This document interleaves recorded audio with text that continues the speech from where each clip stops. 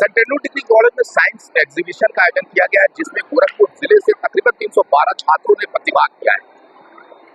Science की नई नई सोच रखने वाले इन स्टूडेंटों ने अपने अपने स्तर से मॉडल्स बनाए हैं, ऐसे मॉडल जो आने वाले निकट भविष्य में देश की शक्ल को बदल सकते हैं। ये मॉडल अगर गवर्नमेंट अडॉप्ट करती है, इस पे पेटेंट कराने की कोशिश कर सकती है, तो आने वाले वक्त में एक नई क्रांति साइंस को लेकर इस देश में आने वाली है, क्योंकि यही देश के भविष्य है जिन्होंने देश के बारे में सोचा है और इस मॉडल को तैयार किया है। हमारे साथ इस कार्यक्रम को आयोजित करने वाले कोऑर्डिनेटर राशिद तनवीर जी है, प्रोफेसर हैं सेंटेनरी डिग्री कॉलेज के। इनसे हम जानने की कोशिश करेंगे कि पूरे एग्जीबिशन में कहाँ के बच्चे पार्टिसिपेट किए हैं। मेरा सवाल आपसे ये था कि इस एग्जीबिशन में कहाँ के बच्चे पार्टिसिपेट किए और क्या थीम आपने दिया था इनको?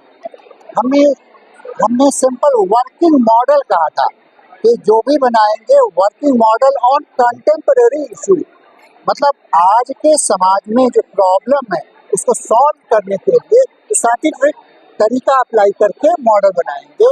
और इसका पर्पस क्या है कि बच्चों में साइंटिफिक सोच डेवलप हो, बच्चों में टेक्निकल एबिलिटी डेवलप हो, और इसी का सोच समझ के ये बच्चों ने कितने मॉडल पेश किए हैं? ये टोटल 78 मॉडल्स लोगों ने पेश किया है, और 16 कॉलेज के बच्चे, उसमें शहर के जितने कॉलेज हैं जैसे MG college, DAV college, DVMDC college, Saraswati Vidya Mandir, ITM इनके मॉडल्स की क्या इनको कोई प्राइज भी दिया जाएगा? फर्स्ट को कैटेगरी बनाई जाएगी? हमारे 2 जजेस हैं, एक जज professor UN Tripathi, head DDU Gorakhpur institute के, और एक जज वो भी गोरखपुर इंस्टीट्यूट के फिजिक्स के उमेश यादव। तो ये दोनों जज करेंगे और उसके बाद रिपोर्ट देंगे। हम लोग फर्स्ट, सेकंड, थर्ड और एक कंसोलेशन 4 प्राइज देंगे, और जो बच्चे शामिल हुए हैं वो फर्स्ट, सेकंड, थर्ड भरे ना लाए तो उनको सर्टिफिकेट ऑफ पार्टिसिपेशन दिया जाएगा।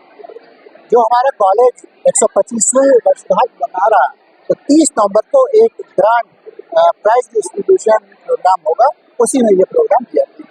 हमारे साथ कुछ छात्राएं भी यहाँ है जो मॉडल्स लेके आई। मैं दिखाना चाहता हूँ ये मॉडल्स है, और इसके बारे में हम बारीकी से जानेंगे कि आखिर इस मॉडल को बनाने का मकसद क्या था और ये क्या किस तरह का मॉडल है। इस मॉडल को आप लोगों ने बनाया? इस मॉडल को मिलकर बनाया है। इस मॉडल के थीम है sir reuse of plastic, basically plastic road making in smart city. Sir हमने यहाँ पे वेस्ट मटेरियल को यूज करके बेस्ट बनाने की कोशिश की है, यानी हमने यहाँ पे प्लास्टिक्स का यूज करके रोड बनाया है, क्योंकि प्लास्टिक बहुत ज़्यादा ड्यूरेबल होते हैं और बहुत स्ट्रांग होते हैं। अगर उनसे रोड बनाई जाए तो रोड भी उतनी ही स्ट्रांग होगी। और ये आइडिया हमारे साउथ में अप्लाई करके देखा जा चुका है, बहुत ही अच्छा रहा है। तो हम चाहते हैं कि सब लोग इस चीज़ से अवेयर हो, सब लोग इस चीज़ को जाने, ताकि ये हमारी हर जगह पे हर स्टेट में आ सके। और दूसरा सर हमारा स्मार्ट सिटी है जो कि नेचुरल रिसोर्सेज पे बेस्ड है। इसमें सर दिखाया गया है किस तरह से नेचुरल एनर्जी का यूज़ करके, नेचुरल सोर्सेज का यूज़ करके, रिन्यूएबल सोर्सेज का यूज़ करके इको फ्रेंडली इसको बनाया गया है। हमने यहाँ पे पॉल्यूशन को कंट्रोल करने के लिए, सर अगर फैक्ट्री है तो धुआं तो निकलेगा तो सारी चीजें कहीं ना कहीं प्रदूषित होंगी, तो उसको बचाने के लिए हमने पॉल्यूशन कंट्रोलर भी लगाया हुआ है यहाँ पे। अच्छा, ये आपकी टीम है जिन लोगों ने मिलकर पूरी साथ में मेहनत की है। और यहाँ पे अर्थक्वेक अलार्म भी है, हमने स्मार्ट डस्टबिन भी लगाया हुआ है, वायरलेस चार्जेबल कार भी लगाया हुआ है यहाँ पे। तो हम आप सभी को अवेयर करना चाहते हैं इन चीजों के बारे में, ताकि हमारी कंट्री स्मार्ट बने और डेवलप हो सके। वेरी गुड, बहुत अच्छा। आपने देखा जो दूसरे लगा कुछ यहाँ पे भी और मॉडल्स दिख रहे हैं हमें, ये मॉडल्स आपको दिखेगा। मैं जानना चाह रहा हूँ ये मॉडल किसने आपने बनाया आप लोगों ने? अच्छा, इस मॉडल के बारे में हमें थोड़ा संक्षिप्त बताइए। सर ये थर्मल पावर प्लांट पे बेस्ड मॉडल है। इसके साथ में हम लोग ने सोलर एनर्जी और विंड एनर्जी को भी इनकॉर्पोरेट किया कि अगर आगे जैसे कोयला नॉन रिन्यूएबल होता है, तो इसलिए इसके साथ और भी एनर्जी यूज करके इनकॉर्पोरेटेड प्लांट बना सकते हैं। इसमें क्या होता है, इलेक्ट्रिसिटी को लार्ज स्केल पे प्रोड्यूस करते हैं। यहाँ पे कोयले को जब चलाते हैं तो उससे स्टीम निकलता है, हाई प्रेशर स्टीम को टरबाइन को चलाता है, और वो फिर ऑल्टरनेटर में जाके कन्वर्ट होता है इलेक्ट्रिसिटी में। यहाँ पर इसका बेसिक प्रिंसिपल होता है conversion of energy, heat energy से मैकेनिकल एनर्जी इलेक्ट्रिकल एनर्जी, और इसको बाकी एनर्जी के साथ इनकॉर्पोरेट किया गया है।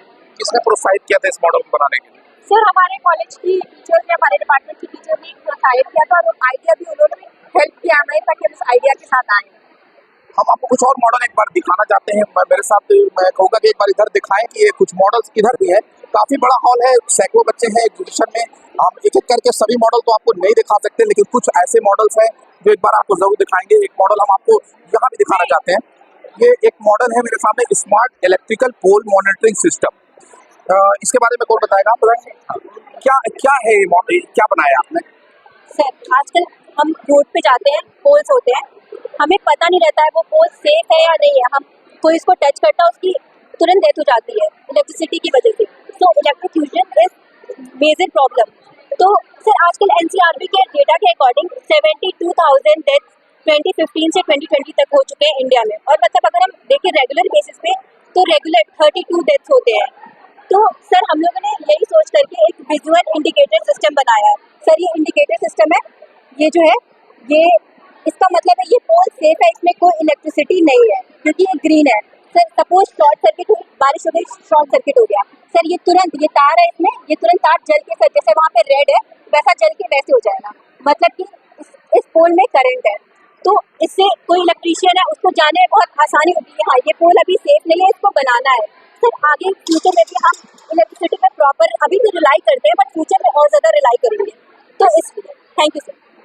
आपने सुना इन छात्रों की बात, इनकी नई सोच एक नए देश की कल्पना के साथ बनी है। इन्होंने जो कुछ इन्वेंट किया है या जो भी मॉडल बनाए हैं, ये आने वाले वक्त में नए भारत की इबारत को लिखने का काम करेंगे। रशाद लारी, गोरखपुर।